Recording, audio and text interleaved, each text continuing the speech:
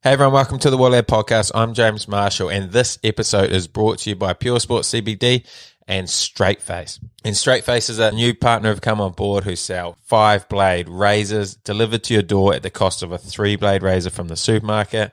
It's an awesome setup. If you love your clean shave and you've run out of razors, make sure you go give these guys a try. You can do so by heading over to straightface.co.nz, use the offer code LADS, put that in the promo code and you'll get a whopping 50% off your first order. Definitely worth a try. Make sure you do that. And also the merch is going to drop soon, so make sure you go over and check that out. Support this merch so we can help grow this podcast. All the profits will go back into this podcast so I can deliver you guys a better product. If you're enjoying the podcast, please support the podcast by getting yourself some merch. The merch is going to drop on the 30th of April. Remember that date and get ready to wear some awesome Woodlad gear. But anyway, roll the intro. What a lad, what a lad, what a lad, what an absolute lad. What a lad, what a lad, what a lad, what an absolute lad.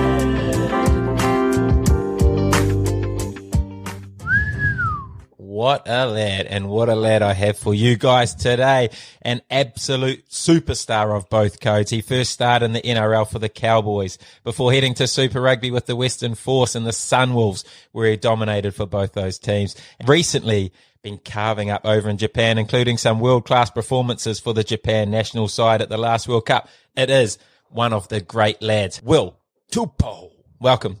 Thanks for having me, brother. Hey, thanks for coming on, and look at your picture. You look like you've just gone and bought a brand new computer. First guy to ever go buy a new computer to come on the podcast. No, I did. That is a massive shout out. No, 100%. I did actually. Yeah, when you told me to jump on and you said you need a laptop, and I was like, oh, I actually don't have a laptop, mate. So I had to ask the wife yesterday, is it okay if I can spend a bit on myself? Mate, But nah. You've got way too much money over there, eh? Just Oh, here he is. Mate, this is the cheapest one they have there. I said, mate, I just want the cheapest one that works for a podcast. Oh, well, that picture looks unreal. That's one of the most expensive ones yet. Oh, here he is. What a lad. What's been going Shout on? out to- nothing much, bro. We're on the break now. We played our last game against Mitzi. Yeah, it was a tough one, eh? It looked all too familiar for the mighty Red Sparks, losing at the death. How was it? Like you said, it's like deja vu, really. It's like, I've been here before, you know. I don't know. I thought we had the game, and that's like every game we play, really, at Cola. You think you have it, and then last 5 minutes, the other team has it, and then we're... Do you get to the point in the games where you're like, even though you're up with like 10 to go, you're like, we're probably going to lose this? I'm panicking already because I'm like, please don't be a repeat. Like, I think we're winning by a try or 3 points, and I was like, looking at the time, hoping the time just fast forwards itself, eh? But I've been at Cole for 4 or 5 years now, and I just, I feel the same pretty much every game, especially when we're on top. We miss you, bro. That's what we needed. We needed a finisher. Yes, and I was not that. Mate, I remember every time because you were out quite a bit last year and the year before with a few injuries and international commitments, but man, every time you came back, the team was just, they got a buzz out of it, because it was cool having like a legend playing with the boys. And I'm surprised I'm still playing, to be honest, like getting gigs, especially with my injuries left, right. So this year was terrible. Did my left, did my right, did my quad, did my pec. Like, what's your left and right? What's that one? So I did my left hemi. Oh, hemi. Came back after 3-4 weeks. Did my right hemi. First came back. Came back. Did a bit of kicking. Did a strain. Strained my quad. And then, more guys like, mate, how come you're not kicking? I was like, no, just got to look after my quad. Yeah, I'm questioning myself, mate.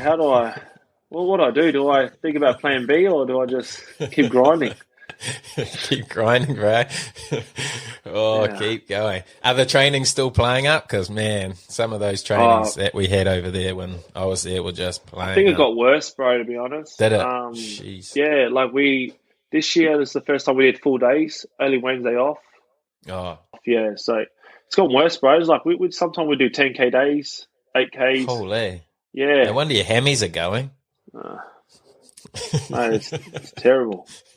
It's terrible, honestly. Like, and then Tuesday, so leading onto the game, Tuesday is a full contact day, like 15 on 15. Thursday's the same. Friday, captain's run. Everyone's feels like they've already played 2 games in that week before the main game on Saturday. Does that sound familiar, or is it a bit different from when you were here? Sounds all too familiar. Oh, man. Oh, you and Benny will be sapping away at the back, though. You and Ben Lucas. Yeah, we just complain, eh? Sometimes I just think about to myself, like, mate, I've got to stop complaining. I wake up every morning, go on the train, and complain about something. It's not good, eh? Oh, you might be ready for something else. But anyway, we've got such a journey to get through because, man, your career, I went through it last night, and your career is honestly like one of the greats. So I'm looking forward to getting through this. So you mean how did I survive through all my injuries, or how am I still playing? Mate, you've done it all. Who would have thought? But anyway, let's start at the start because I know you're a Japanese international, but I know you weren't born there. So take our listeners back to what it was like for you growing up. Well, I was born in Auckland, New Zealand. My old man moved to Oz for a better opportunity. Obviously, got a job there, and obviously rang the old lady and told her, like, maybe it's time to move on to Australia and see, what the opportunities like there for us. So I moved quite young, really. I think around 1 years old. So pretty much an Aussie. Oh, yeah. True. Trying to hold on to that New Zealand passport. Still got it. Everyone's like, what are you doing? Yeah. Damn. I wish you didn't ask me that because I was telling everyone, I'm a true Kiwi, bro. But yeah, anyways. Moved over when I was 1. Didn't play footy till I was like 10-ish. Really? What were you doing? Trying to avoid it, really. I just saw, like, I love watching it, but then I was playing a bit of cricket, bro. Were you? Spin bowler. Harbhajan Singh. All-rounder. Man. Played a bit of cricket when I was young. But, got into footy when I was 10 years old. Then, took off from there. Bro, you must have been a natural gun from at 10 years old. Natural gun. That's honestly when we had no shoes, bare feet, humble days. Were you? Yeah, you guys had that back in New Zealand?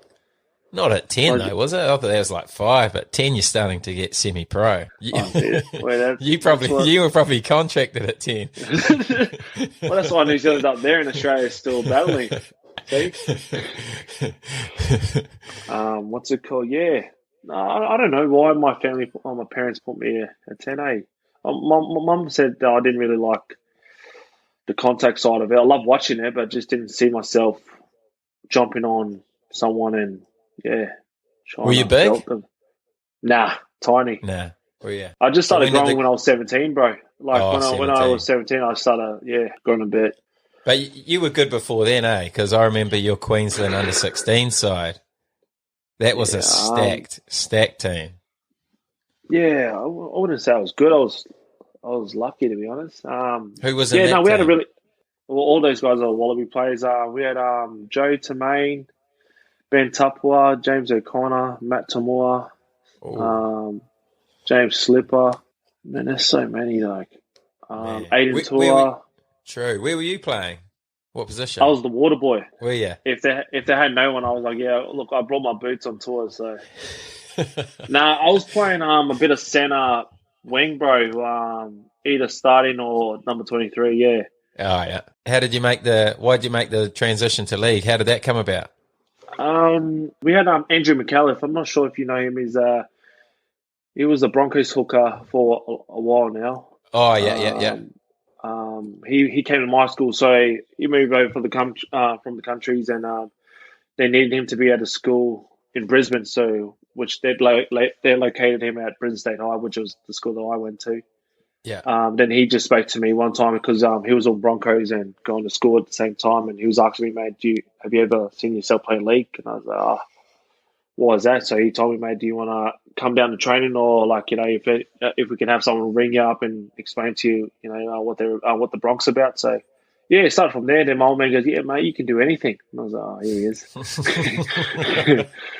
No, I was like, But I look knew at nothing about you league. So I could. started league at 16. Didn't know they had markers. I was the third marker every time. Getting penalised. Didn't know I was getting penalised. Yeah, it's quite funny, really. You live and you learn, eh? Well, you must have learned pretty quick because you were in the Broncos Toyota Cup squad pretty quick, eh? Yeah, I was one of the, honestly, not gonna lie, I was one of the lucky ones because back when the under-20s came, we had heaps of older boys, like experienced boys. But I think the coach and the staff wanted to use up the younger boys. I think they must have saw, that these guys can grow and learn a bit. And yeah, we stacked ourselves with we split it like half experienced guys and half young fellas. Yeah, and I was lucky enough to get a chance to play in that team. Yeah, I didn't think I was going to make it, to be honest, because it was my first time learning league, first time getting flogged. Was terrible at fitness. Didn't mind contact. I think that's what they liked about it, about myself.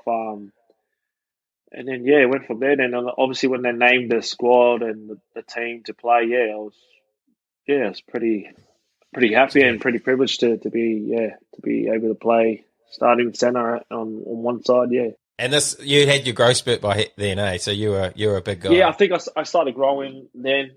At 17, 18, I started growing a bit. Yeah. A lot of my mates over the years were like, "Mate, you were short before." I was like, "Yeah, I wasn't that big." So who else was in that Broncos side? Oh, frick. Josh Hoffman, Jared Bill, Jarrell Yowie, Andrew McCullough, Alex Glenn. Man, what a squad. Frick. Josh Maguire, Ben Hunt.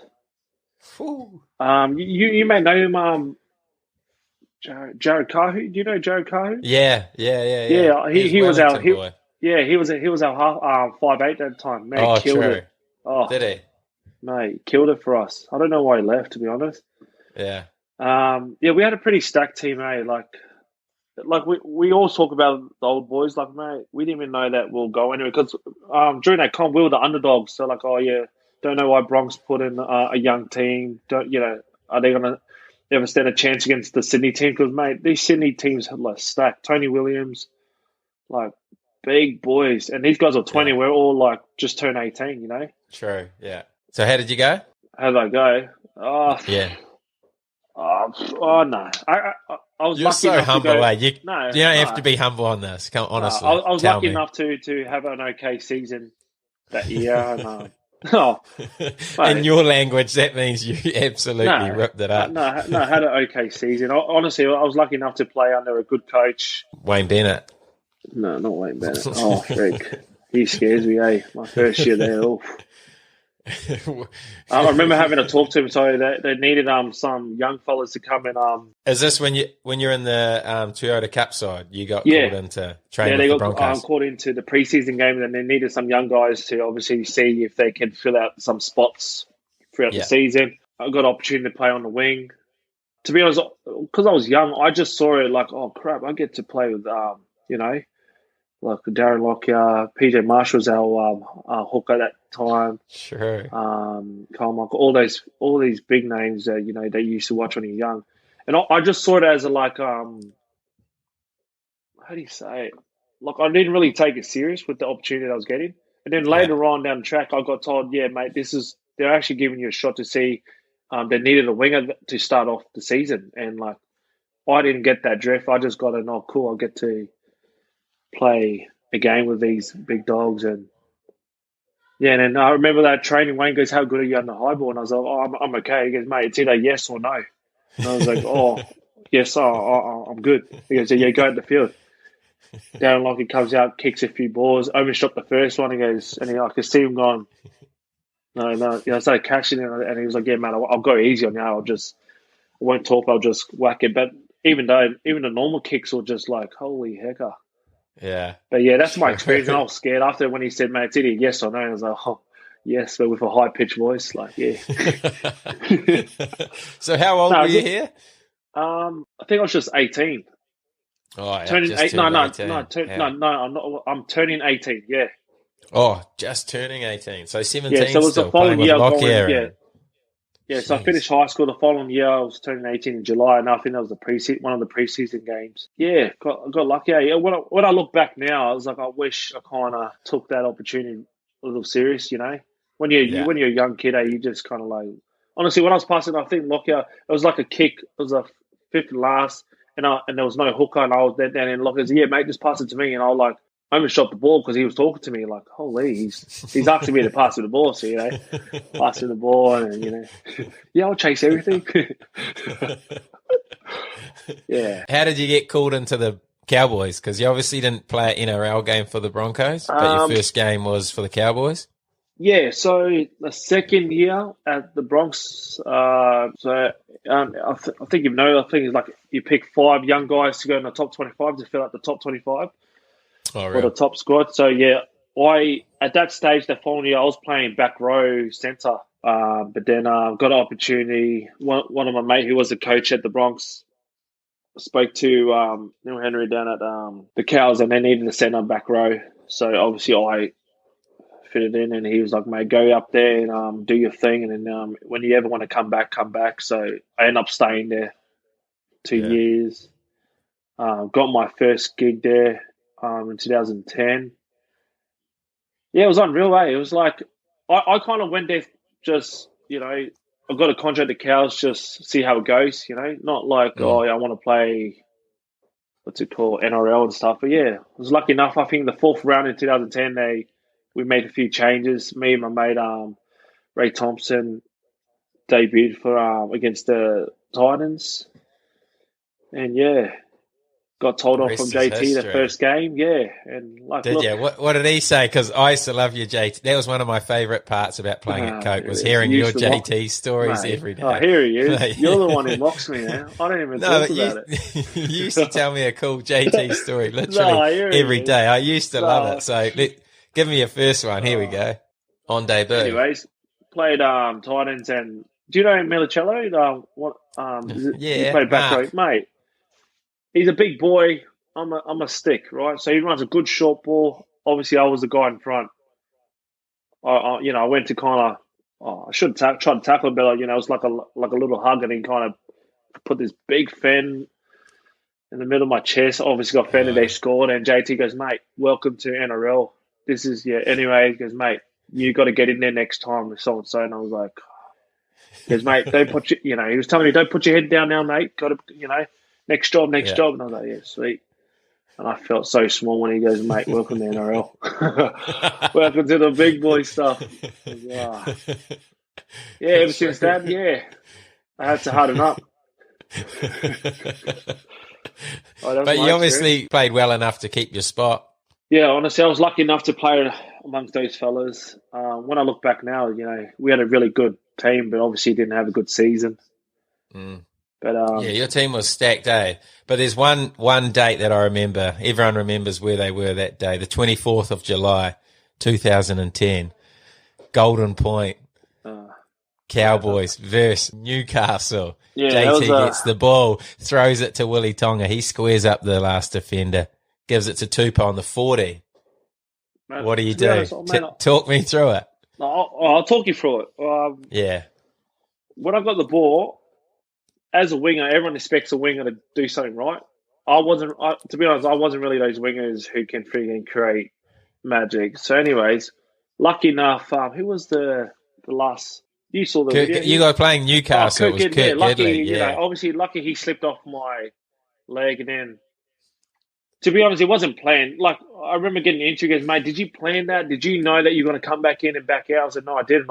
It was kind of like just try to do something, obviously got on points. I was lucky enough, Kurt Gidley let go of my leg and then, try to pretend I could step and then, in and out and, lucky enough to get that try. Oh, mate, it was a fluke, man. It wasn't planned, It was like, oh, how did I do that? I was shocked too when everyone was like, mate, you scored. I was like, whoa, how did I get here? Just blacked out. You just went into God mode for about 10 seconds. It was unbelievable. But the celebrations after that, you must have earned the team's respect. You must have felt pretty good after that because obviously you just won the game for the boys. Yeah, obviously, lucky I did score that try because I think there was a few times that I dropped the high ball. I think I Right. jammed. I should have tapped because I was getting to a wild mate. Try defending that guy 1-on-1, and I think I let him in twice. No, I let him in once, but it was pretty crucial that if he didn't get that try, we would have still, be comfortable ahead. Yeah, Yeah. but anyways, he scored a try. I just remember looking up and everyone was like, "Come on, mate, make that tackle." In my head, I was like, "Mate, how about try to stop that ball coming out of you?" But lucky enough, honestly, it's something that I'll remember. I still get buzzy, because honestly, when I look at it, I was like, "Man, how did you even get there?" Yeah. Was that your favourite try of your career? Yeah, it's probably the only try I've scored in my career, to be honest.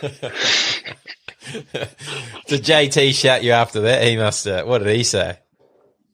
I don't know. I just remember the guy goes, "Mate, that's how you score. That's how you play." Now we had a good crew, man. I think we had a good culture there. It's getting high fives from these guys. Like, man, I'm in the club now, yo. Nah, but yeah, getting comments like that from the big dogs, it means a lot, eh? As a young guy trying to create a career in the NRL. I know you were a dad real young too, eh? So had you had a child at this age? Had you had your boy at this age? Not bad memory. I haven't. I had my first You one when had I it. was 21. Oh, Yeah, 21. I was True. married young. Yeah. I was married at I think 19, turning 20. Yeah, Did you? yeah. True. You just knew. Love at first sight. Yeah, I knew Jazzy was the one. Eh, just happened. Eh, just need to lock it in, just in case she changes her mind. Nah, How long had you been together? a year and a half. True. That's pretty Yeah, short, eh, for a but young fella. I'll tell you. Oh no, Go I might on. as well say the story. Eh? So, anyways, I was Yeah. moving from Brizzy to Townsville, and obviously, I told Jazz oh, do you want to get married down the track? And she was like, "Oh, why not now?" And I was like, "Oh, oof, this is I just signed a contract. I'm not sure if it's stable or not, but yeah." Then obviously, I wanted to ask her dad, so I was like, "Oh, do you mind if I?" Because why would you want to ask my dad? So I just thought it's a good thing to do, even though I didn't want to go over and say, "Hey, look, is it okay if I can marry your daughter?" Anyways, yeah, that's how it happened. And he goes, "Look, I didn't want her to go over being boyfriend, girlfriend, and then have to give up her work that she had just to come up there for my work, So that's the process. He goes, if you do love her, then yeah, you have to. So I went and asked him, and man, I sounded like a girl. The high pitched voice came out, and I was like, and then he goes, "Mate, do you want water?" And I was like, "Yeah." He's like, "Can I have a glass of water, please?" Yeah. And I just told him, I was quite young. It's just, I think Jazz didn't want to move without committing to The something. commitment, yeah, fair Yeah, enough. and I wanted to commit, but it wasn't like, it was quite early, mate. What kind of 19-year-old thinks, "Yeah, man, I'm going to get married"? Mm. Except for myself, but yeah. So obviously we got engaged. Man, it wasn't romantic. It was just like, "Would you marry me?" And Jazz like, "Are you asking me?" Or I was like, "Yeah, I'm asking you." She's like, "Yeah, of course." I was like, "Oh, cool." That was my little romantic moment. Anyways, yeah, she came over after 6 months. I was there. Lost a lot of weight. Training was freaking tough. That's how it happened. We got married in Townsville, and Oh, history rest is took history. over. And Yeah, look, that's it, at eh? you now. You're still together, still happily married, 2 kids, third on the way. Oh, Yeah, honey. what a dream couple. I hope this one listens, eh? Because my other two, they got my ears. So you obviously played 2 years at the Cowboys. Yep. 2 very good years. So then what was the reason behind the move to the Force? Everyone, a lot of my mates asked me that, and it was pretty awkward. How did it happen? I played every time we had a bye week, or if we didn't make the NRL team, we'll go back to our theatre club team, right? So the guy, Seabull, he was the Bronx coach. Oh, yeah. Yeah, and he was my Anthony. yeah, and he was at Melbourne for a bit in Manly. So he spoke to someone that he knew from Western Force, and they said they're pretty keen on a centre. He tells me about it, and I just went, look, I played union before, so that's something that I grew up on, Yeah. so it wouldn't hurt. So I spoke to my old man, and he goes, look, it's up to you. But I was going through a lot of injuries at the Cows, and I thought that was my excuse to kind of leave. Do you know what I mean? Like, Yeah. so I thought that was the answer. So I was like, yeah, I'll take this job. I needed something different. I needed to travel. You know, they were saying I was going to start there, so I think that's what caught me. Yeah. And It must have been massive coin. it was massive, and because I was still talking to the Cows, and they said, "Can you think about it?" You know, because we want to keep you on, and I wasn't really thinking. I was thinking about, look, I need to clear my headspace. Maybe moving is the right thing to do. Yeah. So yeah, that's how I got there. And obviously, these coaches are from Brisbane, so it's a small world. They said that who they knew, and I knew them, and that's how I got there. Yeah, through the coach that was my affiliate team, and he knew a mate then. That's how I got over to the force. Did you ever miss rugby when you were playing league, or not really? Nah, I didn't watch any rugby, to be honest. It was just league all the way. Yeah. When you were young, you loved union, and then when you started switching to league, you just fully immersed into league. Yeah, I just thought, look, if I'm going to move, I might as well give it a good crack, you know. Yeah. And I got nothing. My old man always tells me, you got nothing to lose if you go to league. If you don't like it, then obviously you can come back and start from scratch. But yeah, I was lucky enough that when I made the move, it kind of worked out. Do you know what I mean? So I was one of those players who were lucky enough to get that opportunity to get a crack at NRL and obviously get a crack at Super. I'm even lucky to even stay on footy, to be honest. Yeah, so it's all about opportunity, to be honest, and what coaches love you and what coaches don't. So yeah. Oh, it's a massive part of it, eh? Contacts and who likes you and yeah, who's going to get 100%. You places. It's crazy, eh? Yeah. Great advice for anyone listening is don't burn bridges with coaches, eh? Just keep them all happy because you never know. It's such a small world, eh? Everyone knows everyone. Guys move and you think you might not see that coach again, but man, 5 years down the track, he's probably going to be your coach again. That's the thing, eh? I think that's as players we don't get that. You know, we kind of get caught in the moment, like, I'll just leave. It's business, got to go. But then, like, when you build a good relationship with a coach or one of the staffs, then they down the track, you need a job. They can go, mate. He was a good kid when he was in the same team that I was, and and I think that's what I was lucky enough to have good coaches and build a good relationship with them and to be able to hold a contract wherever I was going to go. You're a good kid. So talk to me about your move to the Force. What was it like when you first went over there and having to adapt to union again? Oh, mate, scary, eh?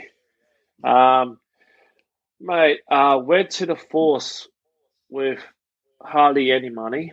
They put us at what did you do with your league money? Oh, mate, long story. We'll keep it short, but yeah. Anyways, I went there Too many laptops.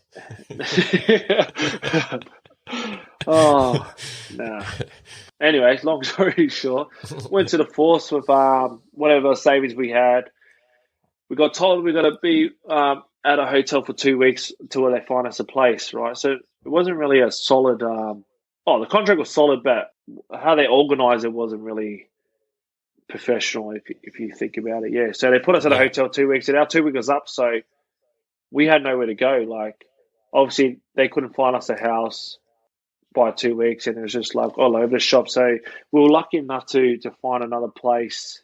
So we moved out of this hotel, right? And then we called everyone. Everyone said they're booked. As soon as we moved out, I was telling Jazz, you know what, we might as well just... Well, the army was like, not even one yet. We're like, we're going to sleep in the car tonight because we can't find it. Anyways, a hotel rang us up, say someone cancelled. And we stayed in there for like maybe another week. And then we went and stayed, Pet Cowan? Yeah. Yeah, stayed with him. I was moping about my story about having no home. And then, they took us in for a week or two. Oh, true.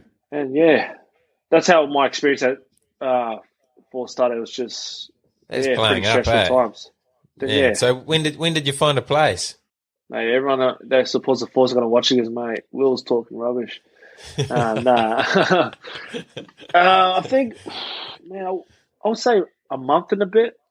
Oh, real? How? Yeah, so we stayed at Peck. Felt sorry for him, crimping up his style at home. Anyways, we were there for a week or two. Found a place.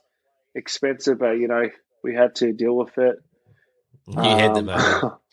No, I didn't have the money. That's the thing. When the lady told me to rent, and I was like, "Oh, have you not seen my contract, or is it just oh, sorry. So if you can sign here and here," and I'm like, "Oh no, but have you seen my contract yet before I sign?"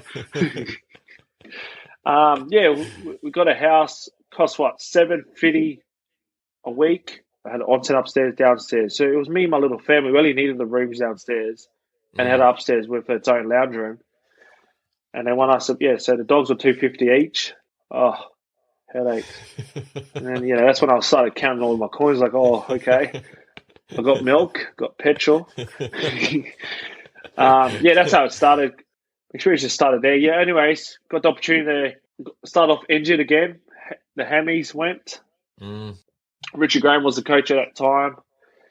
I remember him stressing his mate, "Look, we need you right because you have to be right by." I think it was like 2 weeks. In 2 weeks, they're going to pick the squad. He goes, "Mate, we need you right." So I came back and played one of the trial games, and then at training did my hammy. Oh. Then so man, like my whole career, I just up and down with injuries, And got an opportunity in round 4, pretty much similar to league against the Tars. I think they weren't really winning in the game, but I'm not saying that I came back and won. I said the boys turned up on my debut. Because you were there, though. Did they all know you from league, and did they all think, "Oh, were you the big dog"? No, I wasn't the big dog, but no. Obviously the boys are like, "Oh, here's this league guy. He comes here and tries to take the centre spot and so on." So, that's the vibe I felt when I came. Doesn't even know how to spin the ball. He's still passing like the leagueies. Anyways. Did you show them your try? On the group WhatsApp. So when I started the force, it started off like that. I think the vibe was like, "Oh, this guy's coming from league, and obviously this coach likes him. What's he about?" And all that. And that's how I started. Obviously, lucky I defended okay against the Tars. And then, got a little bit of respect. I remember Pocock being the Sharpie was the captain. Pocock was there against mate Tupou. One of our drills of the league, it was 7v7. And in his group, he goes, "Well, I need you to tell us what we should do as a defense team." And I was like, "Holy heck, I'm still guessing my shots and stuff." But anyways, everyone just cut legs all day. Nah. But I remember him telling me, and I was like, "Freak, Pocock's talking to me and telling me to do this," and obviously lead the boys. And that's another team. We had a stacked team too, and still couldn't, perform well on the game days. Yeah. Any highlights of your time at the Force? Highlights, maybe debuting against the Tars, and obviously making a crucial read. And then obviously they knocked it on the try line, and and I remember getting told off because when someone knocks on, you make a good read, knocks on, you drop on the ball, but I think I stood up and did you see that? Oh. Did you guys see that? I just stopped the try. I remember doing the video games, "Mate, look, next time jump on the ball. We know you did a hit, Next job, I'm like, sorry, guys." My highlight is more being around the lads. Obviously the same thing. Sharpie was there, Josh, Murphy, Peck, Cal, all these Wallaby guys. You're like, "Freak, I used to watch these guys, and I'm actually in the same team." And my highlights will be our catch up, off the field, True. What end of seasons or? Oh, just during the week, everyone just complain about life and what the club's not doing. And I think I didn't really have any highlight. I think I missed the beaches there. The highlights are the beach. I don't know how to swim, but I just like to take my surfboard and pretend I know how to surf. So what brought upon the move to Japan, heading over to Hino? You were at the Force for 2 years, headed to Hino. What was all that about? I suffered a nerve problem, did my shoulder at one of our club games. And then I snapped a nerve. Force didn't want to take me on the following year because I still had 1 more year there. They didn't want to take me on. They said it's pretty risky to have a player like me not knowing if he can play or not. So true. We went back to Oz, got in contact with a couple of league guys, league teams, and they knew that I was coming back. And like again, I was lucky enough to have good relationship, and they refer me to these teams. And Cooper was retiring at the Dragons, one of the legends of the game, Cooper, and they needed a center. So obviously, I got lucky to get an interest from the Dragons. Jazzy didn't want to go to Sydney, so I remember getting a phone call, and I really wanted to go, and then he was ringing me up to find out my answer. And Jazz goes, "No, tell him no. You know me, I'm the shyest guy ever. I don't know how to." So here I am going, look, there's a family problem that's just come up. So I had to say all these things, and I said, I don't think it's the right time for us to move. So I was that close to go back to league, and they knew I had the nerve problem. They said, "Look, can we just bring you over, see our specialist, and even do your rehab here and stuff?" Yeah. Obviously, then got to go to Penrith with Griffo. He was the coach of the Bronx, but he took the head coach or assistant coach at Penrith, and he was asking me, "Mate, look, I'm happy to have you, but we had to do it the right way. I had to, start from scratch because obviously I was overplaying Union." Yeah. Then the Japan gig game, I was going to quit footy. So that time, I already went, if I'm not going to play league, I might as well just quit. And then I bumped into a good mate of mine, Hugh McMiniman, and he referred me to his agent. And I spoke to him, and he said, "Don't quit, man. How about can I make a few phone calls?" Obviously, he knows the market in Japan. So, gave me an offer from Hino and said, "Look, would you go?" Then Jazzy didn't want to go to Japan. And obviously, it was like, if I'm not going to do league and I'm not going to do that, what do I do? So we were talking to the Reds at the time, but Kyle Michael took all the budget. So, it's either go there, be water boy for a year or two and hopefully get a shot. But so we took the Hino job, took on that, and they knew about my shoulder. They were happy. So when I went to did preseason, I didn't do anything, bro. So it was kind of like just let me heal. Then it got close to their game, and I started training. And obviously, did a test when I went back to Brisbane, and the nerves started kicking in. So that's how I got to Japan, really. So everything was like more opportunity. It was like I got lucky. I was one of those lucky ones. If you have to say, I'm one of those lucky players who, like the opportunity was gone, but then there's another door open. You know what I mean? Another one. You're too good not to have opportunities. It sounds like you had about 5 different opportunities there. But what was the deciding factor to take the Japan one? You said Jazz didn't want to go there. Yeah, it was hard. I don't know. Thought of my little one. Yeah. I was like, look, we'll go there for a year. If I don't like it, and I can obviously, because I had the opportunities with some contracts in Australia, I can come back and knock on their door and hopefully, they answer. But we took the year on. Jazz like, let's go there for a year. If we don't like it, then, we've tried it. What an experience to have, to be able to go there and play in Japan and do something different. We loved it after a year. That the club asked me, they were quite happy after 6-7 months. They're like, "Oh, mate, like, would you be willing to stay one more year?" And I was, look, I don't feel like going back now. So stayed at Hino for another year. So I've been here for almost 7 years now altogether. So was the Japan international scene ever on the mind? Nah. It's funny. Everyone asks me that question. That honestly, like, Super was never in mind, because when I left Super, I promised myself if I was going to go somewhere, I'm going to put my, all my heart and work into one team. Did the second year of Hino, and then Super popped up. First year of Sunnies came there.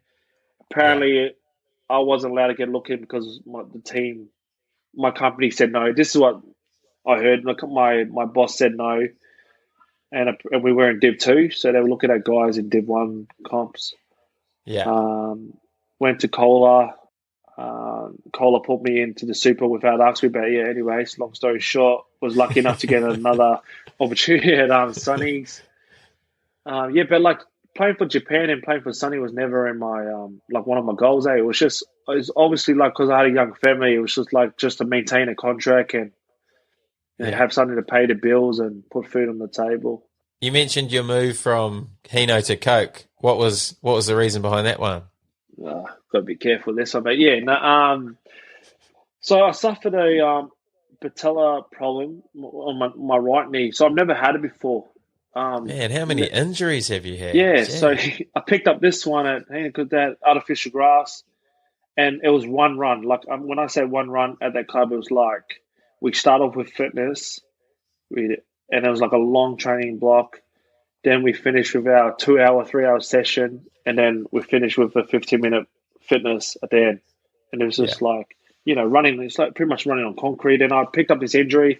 I went, I checked it here, and they said that's normal. Went back home, and they said I've got this big blood clot behind my kneecap. And they said, mate, if you keep playing on there, you probably have to retire. Hino found out about it on my second year because obviously they tried to rest me for 4 weeks, but it wasn't getting better. Like every time I came back and I stepped off it just kept blowing up. Yeah. And they try to say I had this injury. When you do a report when you come here, you got to say all these injuries. Yeah. Never had a patella in my life. Well, I jumped every time when I played league. The wingers have to jump. Never had any problem with that. But when I came here, they said I must have had that earlier and didn't say anything about it. Yeah. So they wanted to keep me, but they said they didn't want to be responsible for if I was to retire in a couple of years. Yeah. So they said, look, if you do want to move on, but they left me only 2 weeks to look for a team. So it's kind of like if I couldn't find a team, then I had to stay at Hino. Yeah. And lucky Tim Bateman finished up at Cola. Everyone's already signed players, and they needed a centre. Obviously, like I said, opportunity. I was lucky enough to get the phone call, and so we came and told Hino, look, we're moving to Cola. And Cola like, hey, you found a club? So obviously Hino rang Cola, is this true? And then went over there. Yeah, that's how that's how I got to Cola and still here. So you were 2 years at Cowboys, 2 years at Force, 2 years at Hino, and now about 10 years at Coke, just carving we wanted it to up. break. We wanted to break the 2 year thing drought with at Hino because it was like 2 years there, 2 years there. I should have stayed more at Cows. Should have stayed more at thing, but then got to Hino, wanted to break it, and obviously had to move on. And we did 2 years here. We were thinking about like a movement, but I just went, look, I've never broken the 2 year drought, so I need to, at least sign one more year just to go. Yes, I've just done 2, 2, 3. You know what I mean? So got that, and now it's kind of like, oh, still here. same results now.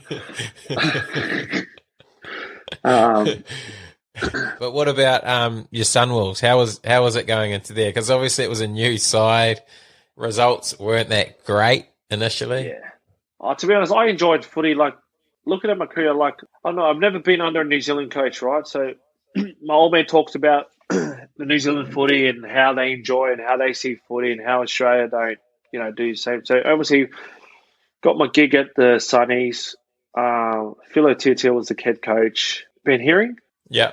They were the New Zealand coach, but being on them and them explain footy, I just like, freak, I'm like getting old and I'm hearing this stuff now, but like best culture, obviously the results we didn't get the results when we played, but best bunch of players, best group of guys, coaches. I learned a lot. Yeah, I think that's the only time I enjoyed footy. We had a game plan, but when you had the ball, if you see something, play it. If it doesn't work, obviously you know what you should not have done. And I've never been under a coach who said that. When obviously playing at Super and Force, it was like, this is what you can do, this is what you can't do. Yeah. Yeah, you shouldn't kick you on a kick. I was like, cool. You shouldn't pass. You just pass pops because obviously your passing range is no good, But when you come here, obviously this is probably in New Zealand, you guys just have fun, eh? Just use the skills that you guys have, and I don't know. Yeah, lost the words really. So then, what about Japan? Because who was it? Jamie Joe was the first. Was he the one who picked you up in Japan? Yeah, my gig. Yeah, I don't know how I got to Japan, to be honest, because I already booked a holiday to go back, and then I got an email plus a call saying, "Did you know that you're eligible?" And I was like, "Oh, eligible for?" They're like, "Oh, do you know eligible for Japan?" And I was like, "Oh, am I?" And they're like, "Oh, do you want to play for Japan?" And I was like, "Oh, I don't know. Like, if there's opportunity, I'll have a look." They said, "We've got a camp in 2 weeks. Jamie will like for you to come in." Yeah, that's how I got in, bro. It was just like over I didn't know that I was. So that's what I mean. It was never my goal to stay here long and to play for Japan. It was just lucky the opportunity was there, and then I took it. Because it must be weird because your Japanese is pretty average, probably, eh? Or is it still? No, it's pretty average. So, what was it like going into like a full-on Japanese national side? No, it was all right because Sunnies were the same because all these guys who played Super played international. So, Oh, yeah. and we had a hissing translator. And I think that's the problem. When you have a translator, you don't even want to learn Japanese, you know? Yeah, you don't. And it was the same thing when I went to the international team. As soon as Jamie said something, our translator was just like, boom, on point. Yeah. So it's kind of like you're not really looking at Jamie, you're just looking at the translator. Yeah, but like, going into that camp was, I heard things about Jamie and then, oof, it's pretty intense. I've never been in a meeting. What was that like? Just sweating and no, I remember the meeting just telling us what he wanted and what he expects.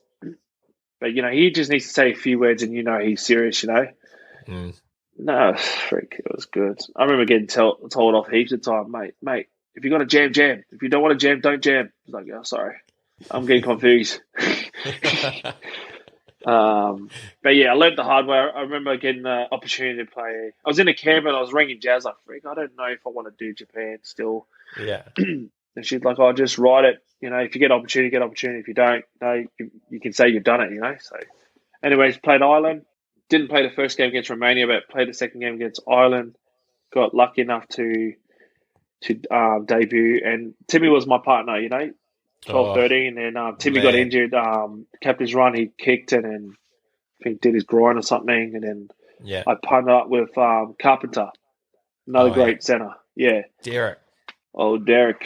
So we played that. And, you get your review from the coaches after the game. Oh, mine was hissing. Loved it. I never felt like quitting footy, after you get those reviews, eh? Brutal, was it? Oh, mate, you open it. It's like you don't want to open an email. You look at it, like, you just see the first word. It's like, holy, he's angry. Nah, I'm not going to open it. So, so you used to write a review? Yeah, the coach will like, oh, look, they write a review of your game. Not one-on-one, sit down. No, oh, true, write it down. Nah, cool. Just straight. Look, he's not even going to see me, so I'll just say whatever I want to say. Yeah, I remember reading because I was on. So obviously, the test match finished, and I didn't play the last. I got suspended for a spear tackle that I didn't think it was a spear tackle. Yeah, grab. Got on my holiday, and then we got the email. And, freak. I wanted to enjoy my holiday too. When I read that, I was like, oh crap, babe, should I still play or should I just go back to Oz? But I remember just getting, look, mate, everyone says you're a good tackler, good hitter, love the contact. I saw none of that. Mate, need to really rethink about what your strengths are and all those. And so I would say, he goes, mate, look, since you got the opportunity, hopefully you get opportunity out of the track. Then Tony gives me another different one. He gives me a different review. Look, mate, I thought you tackled well. Thought you did your job. Good cop, bad cop. But the best thing I took out of it, Jamie just only wants the best out of you. I mean, like what he says is something that you just question yourself. Like, yeah, maybe I could do this better. It's never something to put you down. Some players you're like freakies, but yeah. He's good. I built a really good relationship over the years, and got to know him more, and he got to know me, and frick. And Tony saying this and James saying this, and I'm getting confused. Like, frick, was I good or was I bad? Like, yeah, but you did mention it. But you and Jamie did have a bit of a father-son relationship, didn't you? Like you were pretty close. No, he's just a good bloke. I didn't have a father-son relationship. I think we just built a good respect for each other. Got to know him a bit more off the field. He got to know me a bit more. Yeah. I think he saw a bit of you in himself. Am I right? What is it that he saw, though? I'm not sure. I remember you telling me that after I think you were gonna quit. You were gonna quit the Japanese side. And he sat you down and said, I see you in me. You're like a young Jamie Joe. He's mate, he's an awesome coach. He's probably one of the best coach I've been under. Yeah. Especially with Phil Titia. Yeah, but I tell everyone, when he's in the building. I've been to every meeting with footy teams, but when he's in the room's quiet. Everyone's got their books open, their pens a lot of them don't even trot down and don't even use anything. Especially the Island boys, they pretend to write something. But it's so funny, man. Like the funny thing I get out of Jamie, he'll ask the boys a question, but he's already got an answer, right? Yeah. So you say something, there's mate, what's your thoughts about this and that? There's no wrong answer. You say something, goes, yeah, look, I'm not saying the answer's wrong, but I think it's this. Would you agree on that? And you're like, yeah, I think it, yeah. Oh, good. That's good. We agree on something. It's kind of like, holy, okay. But freaking hell, especially the Island boys, freak. He loves ripping into some of the boys, and it's crack up because I see myself. I was like, oh, they used to be me when I first started footy. What were the Japanese boys like with him? No, they're good. They're real respectful, No, they're real good. They're real. Everyone's scared of him, obviously, because when he asks you a question, you need the answer that he's looking for. But no, everyone got it right with him. Yeah, I feel like the Japanese boys, they wouldn't be where they are without Jamie. To push them, to where they are at the moment. And I mean, what a World Cup they had. So let's go to the Rugby World Cup. What a tournament. Home nation. Oh, the whole country got behind you. Will Tupou starting fullback first game. Sold out. What a moment. That must have been unreal. Until the first high ball. But oh, man. I could talk you through that freaking high ball. Holy heck. Oh, go on. Talk me through it because I know a lot of people ask, at the Red Sparks after that tournament, I remember you had to do so much media and Q&As and everyone always asked you about it. The first thing he says about my introducing me is my high ball. I was like, holy. Freak. How about you just focus on running this company to victory? Nah, that's not nice. Anyways, the high ball. Anyways, simple. We spoke about a simple plan, what we wanted to do. We wanted to exit right. So obviously we got the ball. I didn't exit. And I was beating myself, you idiot. Like, why didn't you kick it out? And obviously he kicks it up. I'm still thinking about why I didn't exit, Ball comes up. I see it. And it just goes literally just goes through my. Yeah, freak. The easiest ball, obviously they scored. Didn't expect them to score off that, but yeah, freak. Yeah. Crazy, eh? And simple. And then, getting interviewed and then goes, it probably was the light. Just say, if it's a light, it's a light, because they're thinking about making changes, And I said, no, it wasn't a light. And I said, look, I could say it was a light, but it wasn't a light. I dropped it clean, and I said, as a fullback, you need a. And they said, maybe you're nervous. To be honest, I was quite nervous. Yeah. But then more angry that I didn't exit. And then, mixing those two together, there's your results, drop ball. True. How did you put that to the side? Because you ended up having an awesome game other than the catch. Nah, yeah. I wouldn't say I had an awesome game, but I was lucky enough to still be on it. I thought Jamie was going to go, get him off right now. 5 minutes into the game. No, get him off. Sub in World Cup history. I've seen it all. Freaking hell. The boys, like I said, Japan, we had a really good culture. We always, when someone made a mistake, it was all don't worry, if it was me, what would you do? We kind of had that mentality, would you keep going for me? So, I remember you coming as, hey, heads up, Tupes, all good. We kick off, and then, get back on the field, get back on track. And then, obviously the boys were scoring tries. But I'm still thinking about, oh, wow, I just let them score the first you were throughout the game. Throughout the whole game. I'm like, holy heck, what the hell are you doing?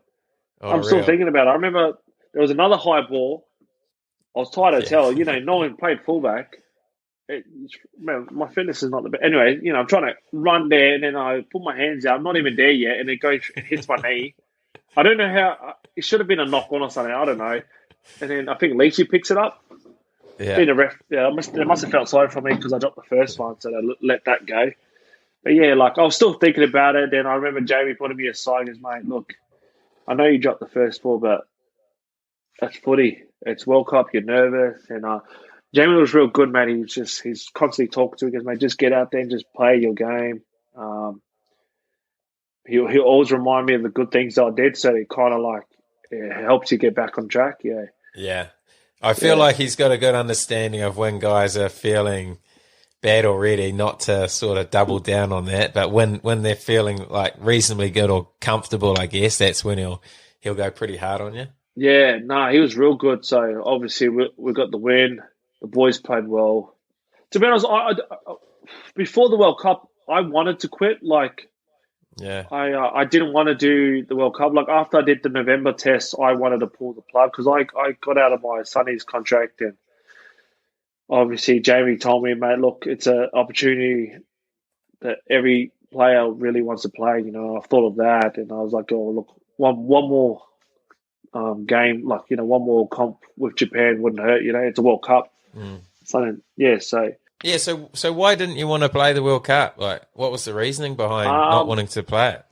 I just had heaps of like I just went through a lot of stuff off field. Like I'll say it now, I suffered like bad depression and stuff, Yeah. and then like that played a big role. So that's why I got out of my the Sunnies one just to get on top of that, and then yes. And I didn't want to do the World Cup. Didn't really care. I just wanted to focus on the contract that I had, which was Kohler. Yeah. But then Jamie, he was pretty good in a way because I was avoiding emails, and he got a hold of Jazz's email, and Jazz spoke to me. Look, Jamie's not, he's not wrong. Maybe you can just do this, and then if you want to continue with the international, and then So obviously, Jamie told me to come down to Tokyo. I flew down to Tokyo. We caught up for coffee, and man, it was pretty cool, bro. He was talking about food, so I always tell the boys, man, I thought the problem was me, but the man brings his like he sat me down and he spoke to me. He showed me a picture of him being young and how he moved home and when he got married. Like it was real cool, man. And I learned heaps from that. Like he said, look, we all go through it. I understand what you're feeling and the situations you come across off field and stuff. And he told me, look, have a think about it. I'll give you time. So he gave me time. So they already started the camp, and he gave me, I think, 6 weeks off during the camp. Everyone was pretty peed off because I got the 6 week off and they were training. So Jamie goes, "Are you ready to come back?" And I was like, "Yeah, look, I'll come back." And he goes, "Mate, if you don't think it's right for you after the week, then we can have another chat and you can tell me like, oh, it's not for me." Yeah. But yeah, did that and enjoyed it. Training was pretty cool. Getting flogged, I was getting a bit chubby. I did have to do extras and stuff, but I felt like it was good for my mindset. Like doing all this training, starting to enjoy footy a bit. Then Jamie was like, "Oh, look, so what? There's the World Cup. Let us know if you still want to, continue, to that journey to obviously being a potential player in the World Cup, So obviously I did that. Still was enjoying the Wolfpack. Then went to Fiji. They did the PNC. I was lucky enough to get picked in the PNC, and I kind of went, you know what? I'm in there already, so I might as well try very hard to try to make the squad. So yeah, got picked. Like, I can say to the podcast, I wish I did it properly because obviously I was thinking about can't wait to finish. Yeah. If that makes sense. Yeah. Like it's an amazing opportunity. If you think about it as a footy player, it's the best opportunity to show class, give it everything. And now I'm regretting like, frick, I wish I kind of put aside the things I had off field and just played. Enjoyed honestly, it. running out in front of everyone, I was like, it wasn't really like, holy. It was like, who are they? All these crowds. But it wasn't like that when I was running out. It was just kind of like a normal game. And that's because I was thinking about all this crap that was going through my head. That's crazy. So, yeah. So is depression something that you sort of suffered throughout your career? Obviously you had a heap of injuries and it must have been tough to deal with. Yeah, I've had it since, I'll have to say I had it since I was, when I first started NRL, Yeah. So it's been and did you know it? Yeah. Did you know what it was? No, I didn't know. Like I had friends who go for it. yeah, I didn't know I had it until I saw someone 2 or 3 years ago. I didn't really believe in sitting with like what do you call them? Therapy. Oh Doing yeah, therapy. Yeah, so I therapy. did that, right. So I did that Yeah. when I went back to Brizzy, and then the lady at that time was saying, yeah, this is not good. Yeah, this is probably something that you kind of grew up with, and Yeah. yeah, it didn't get real till like obviously injuries were big, family is a big, massive part, expectations of others. Yeah. Yeah, and it played a big role. That's why, like, when I talk to my friends, they're like, "Man, why would you give up the World Cup?" And I was like, to be honest, I didn't really care about making Yeah. it or being a part of the team, like. But because I was lucky enough to have a good coach to talk me through it, and like, don't throw something that you used to love, off because of one thing. So yeah, I took aboard his what he said to me, his word of wisdom, and yeah. Mate, how good's that? Like, I knew that you were thinking about not doing the World Cup, but I had no idea it was what was going through your mind and you were suffering with a form of depression. But man, it's cool that Jamie Joe was the one to be able to sit you down and convince you to play because, mate, what a World Cup you had, and you ended up becoming the whole face of the nation for a while there, and the whole Japanese public loved you. Yeah, fame's not something that I enjoy, but like, yeah, I think for myself, I think it's very lucky to be able to have an opportunity to play for Japan, and be in the World Cup and be the face of Japan. Obviously, them doing well, but I take it back to all the guys who gave me this opportunity, especially Jamie. If he didn't sit me down and talk me through these hard times, I don't think I You would wouldn't have gone have, through it. geez. Yeah. So Yeah. to be honest, he's a great man, and he understood what I was going through. And yeah, like I said, it's something that I will look back and go, look, I'm glad I did the World Cup and was a part and played a role in the team. So yeah, it's hard to explain, Mate, eh? mate, you're right on fire. Anyway, what's the plans? What's the plans from now? You said that you're not going to play Japan anymore. Is that still the plan?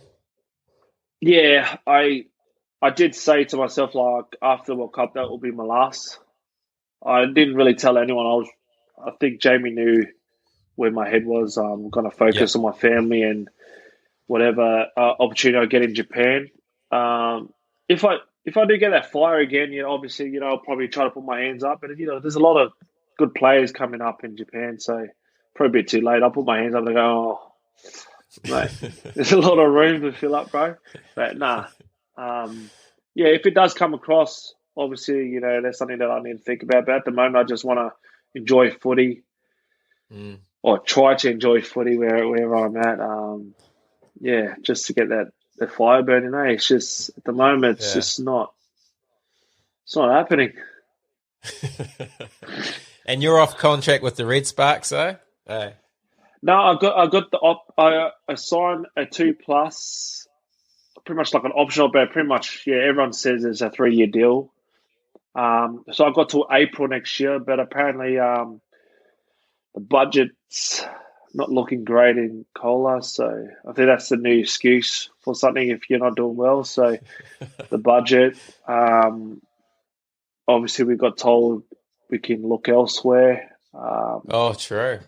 Looking at my options and Back seeing, to the NRL. You're kidding me. Did you say no that? No way. Imagine that, eh? Rick Evans, who does this guy think he is? You're Go and all the way to TJ. Japan and come back. Oh, man. Nah, yeah. So life, don't know what I'm doing, man. To be honest, all that I know, I'm still with Cola. I still wish we had the same lads at this team, but like I said, in this industry, you can't choose what you want. You just got to go with That's it. So wouldn't Coke say that they're having budget cuts? Is that them saying that they can't afford to pay you your full contract that you've signed? No, so what happens? The club. So the club, obviously, company. You know how it works. So the company gives us the budget, right? So if they don't want to give us any money, that's why they say the budget. So they go, nah, Oh, yeah. because we've given you so much money and you guys haven't really done anything with it. Well, it's pretty hard when we don't buy coaches, but yeah. Anyways, they say the budget, and like for my contract, because I signed 3 years, they say the budget, and they're saying, look, so they're trying to change some stuff in my contract, and they said, no, we didn't mean it that way. Yeah. So it's kind of like I'm at the stage, if they don't want to pay that money, then I'm happy to give it back into their budget, and then I can go back on the market. But the thing is, they won't release me back on the market. Oh, hell. But the thing is, I'm not going to stay if it's only me. Imagine me being called by myself and no foreigners. Oh, mate, you'd carry them, I reckon. You'd carry my them. mental health is going to go up, and I might have to get I might have to do Zoom calls every day. Well, I'm here for you, bro. I'm here for you. I'll be that shoulder. You just sap away to me. I might have to ring you and go, mate, can I do another podcast? Or we can make it a weekly segment. What about your plans after rugby? Have you got much it's sorted? a joke, bro. Nah. Yeah, because I've been telling myself I want to quit. Obviously I've got a good mate that obviously gave me the opportunity to come here. I've spoken to him about my plan. He sold up his company to obviously try to get this goal of ours going. Yeah. It's more management. I never had any desire on any other job, but like I just spoke about when I was stuck in Australia during the COVID, I'll go visit my mate and told him, bro, do you think we'll go good if we're an agent, player agent? He goes, what would you say? And I said, like, if you think about it, we've played a game, we know what it's like to not get looked after and not get told the right information. I would rather an agent go, look, mate, they're looking for this guy. You're not in their plans. Don't go, oh, mate, no, they still love you. And then later on goes, yeah, no, they want to get rid of you. Like, bro, you could have told me that, so I can get around. But I just saw it. I wanted to help players like myself. It's more like the honest thing, more respect, and I wanted to build a relationship with a player, not just like have them make my bank account. Just a number, yeah. Yeah, I don't want them just to I don't want to have someone just to fill up my bank account. I wanted to have a relationship during their career, and after we can sit down and have a beer and go, mate, what a career you had. Yeah. Now that you got a house, family, whatever thing. And I think that was the goal I wanted to do, and my mate loved it. Sold up his like a building company, construction business. He sold that. Oh, yeah. And now he's pretty much doing everything for me while I'm still playing. So he's caught up with heaps of lawyers. Yeah. It's nothing big, but like Joe's like, oh, do you know how to talk? I was like, oh, well, this is the time to try to go back to the dictionary and find some long words so I can use. Mate, you'd be good at that though, because you're right. A lot of agents, have so many guys on their role that they don't really know who the hell you are at the end of the day. You're just another person. I'm not going to say a agent. Yeah, I'm going to say a agent. Like I'll say my agent comes over. And I go to her, oh, cool, you're going to Pana. She's, I don't know any of them. I was like, what do you mean? She's, I've never met 6 of them. I was like, can you tell me how many clients you have in Japan? She goes, yeah, of course. Yeah. I don't think she's meant to, but she's a lovely lady. So she tells me she's got over 50 in this team to this team. Then when she goes to the other city, she's got over 50. So it's like, and I was like, so you talk to her, so what's the relationship with them? Do you just know the big dogs? And she goes, oh, I know majority of the. So she's naming all the big dogs. So I said, what are these guys? She goes, wherever we can help them. And, and I was like, these guys get looked after first. And she goes, no, not like that. I was like, well, pretty much.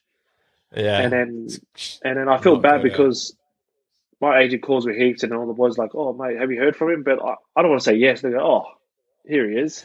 That's kind of like, I think that's where I got the idea, bro, because I just like, but I don't want a big, obviously, a firm or agency company. I just wanted something it's something that I enjoy. I reckon I'll enjoy having a good relationship with people and tell them how it is, Because I think it'd be rewarding too. It'd be a rewarding job seeing these guys progress through their careers, knowing that you can help them. Yeah, well, hopefully, yeah, mate. It's just word of mouth at the moment. Eh? Hopefully, it happens. Have you got a This name for it podcast- or anything? Because, I mean, so many footy players listen to this, probably looking for an agent. They're like, "Oh, mate, he doesn't even have a name. No way. What a start!" Nah, what an awesome start. All these ideas and he doesn't have a name. Nah, I've got a few names, bro, but a freak like myself. JT I'm pretty agencies.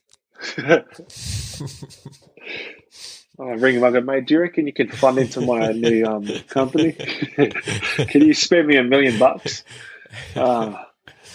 Freaking out, mate. Old JT, man, like yourself, mate. Played with you, freak. Learnt a lot too. What a journey and what a career. But before we go, mate, we've got our Instagram questions.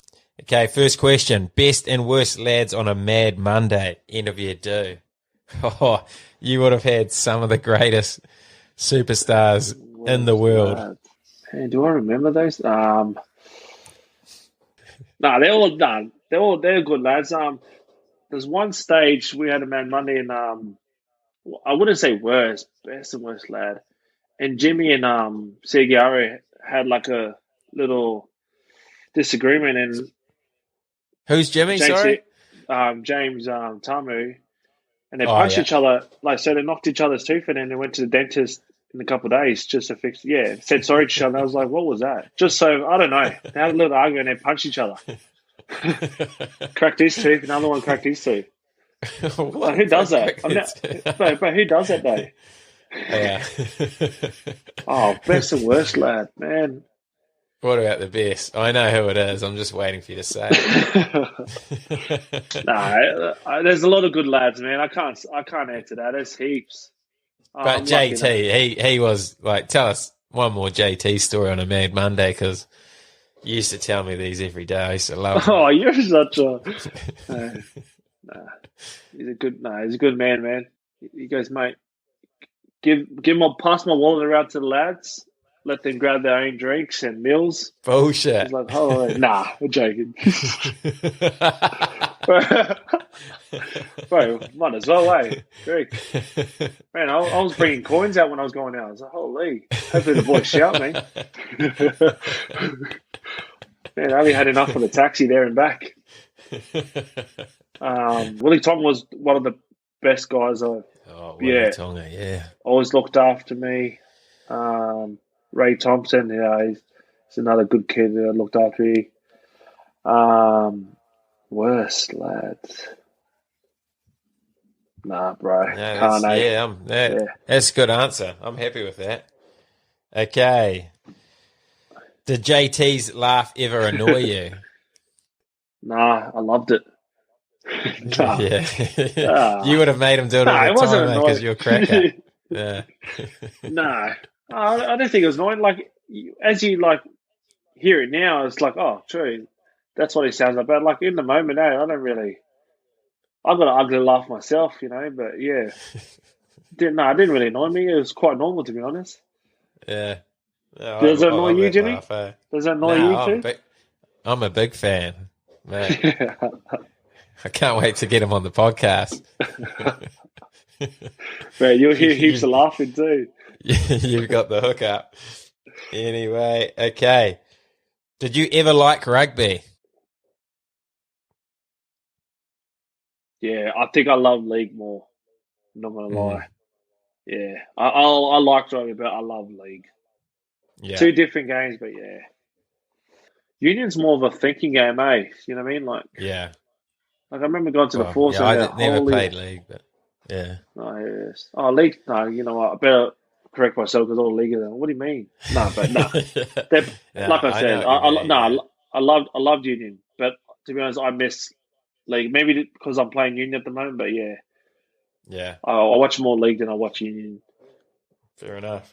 Okay, this is on that. What did you find the hardest about your transition from league to Union?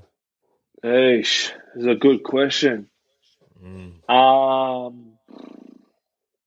Maybe passing, like, because I was used to passing the league style, like, yeah, then going to Union, I don't think I ever was a good passer anyway when I was playing Union, but yeah, trying to make that transition. Kicking, because in league, the center's wing don't really never kick. It's you either run lines or you're a tackler.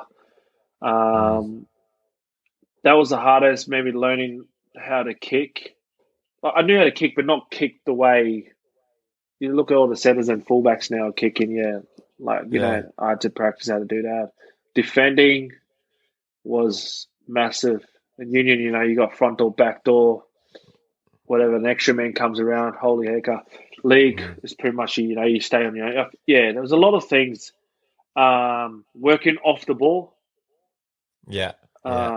In Union, I remember running one ball and just done my job, crashed it. Park up. Done my job, passed it. Someone supported. Anyway, just those stuff. To me, it was quite hard, to be honest.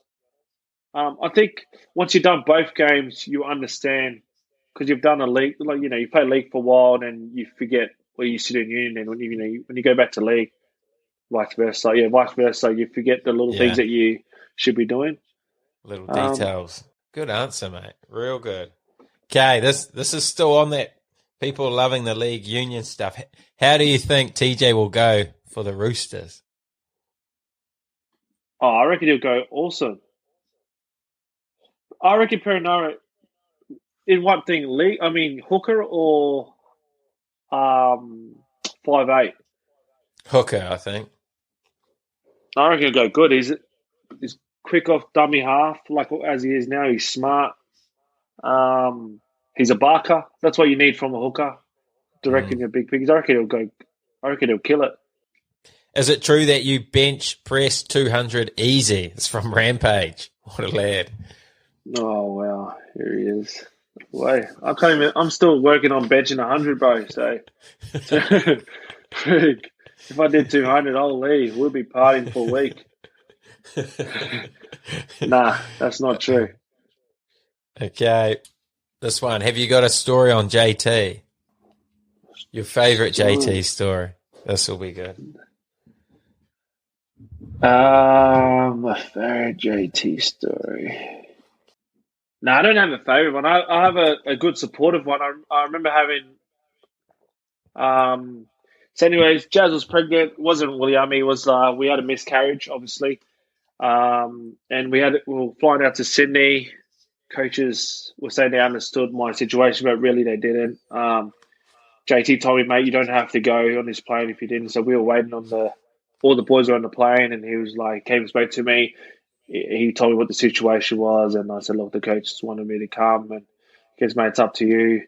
If you want to come. And I said, I'll come. So anyways, end up going, and he spoke to the coach for me, and I found out that we lost our little one, and we did a beach walk one morning, and he took me aside and spoke to me, and to have someone like that to acknowledge something like that, it's just pretty cool, to tell me mate, just go out there tomorrow and have fun, and you just make sure all the boys are behind you and stuff.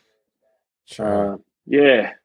I remember kicking. I was trying to pretend I was a kicker at during training time, and obviously kicked a lot of balls that didn't go through, and kicked some. And he's like, mate, why don't you even try to kick? And I was like, I remember telling him, nah, man, that's not for me. He goes, mate, you never know if you never know if you have a crack at it. And I remember having a crack at 20s sometimes, and he said, mate, you should keep going. But I'm not a kicker. I just found out I'm not a kicker, man. Just a number. No, he's a man, bro. I don't know. There's a lot of good things I could say about JT.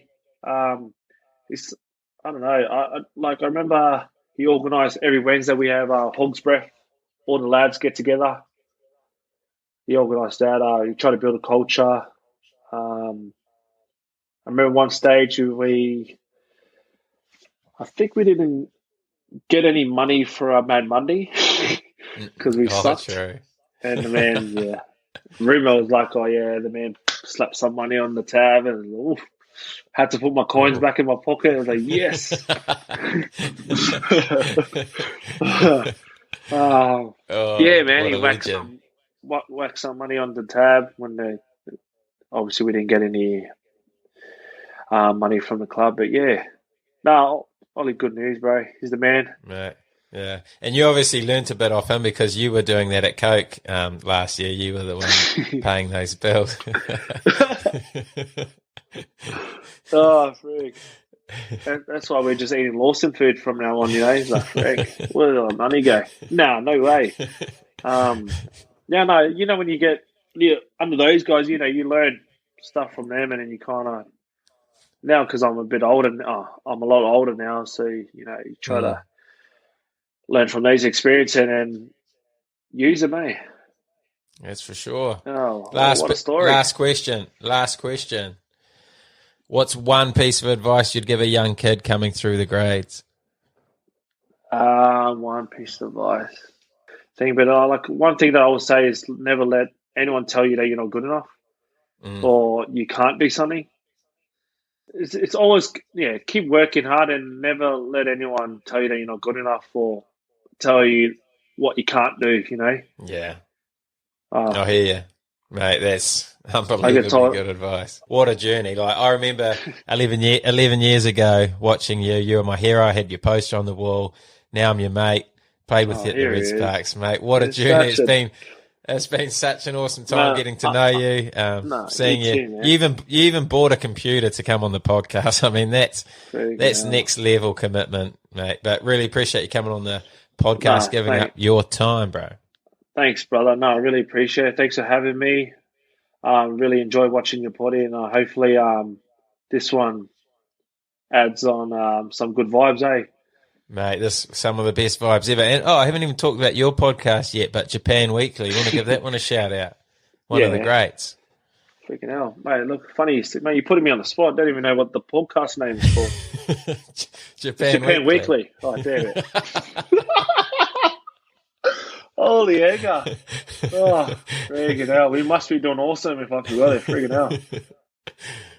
Japan Weekly. Good, jump on Japan Weekly. You and a few Red Spark boys just talking a bit of top league, Japan top league, eh? Inside of Japan. Hopefully there'll be more coming up. We just need to get some guests more. I think we need to interview you, bro. Like, just let us know what your thoughts of Japan and Red Sparks, eh? Anytime, mate. I'm here. Man, I'll be happy to get you on. Oh, that'd be my dream. Always wanted to get on Japan Weekly. Love it. Favorite podcast. Mate, you're a funny joker, eh, mate? See, I miss your sense of humor, mate. You don't even know when you're serious. Anyways. Yeah. Thanks, man. Hopefully this potty's actually decent, eh? I'm sure I didn't really answer the questions, but yeah. Mate, you're the man. Thanks for coming on, brother. Thanks, brother. Appreciate it, man. Send love to the family. Hey. Take care, bro. Hey, likewise, bro. What a lad, what a lad, what a lad, what an absolute lad.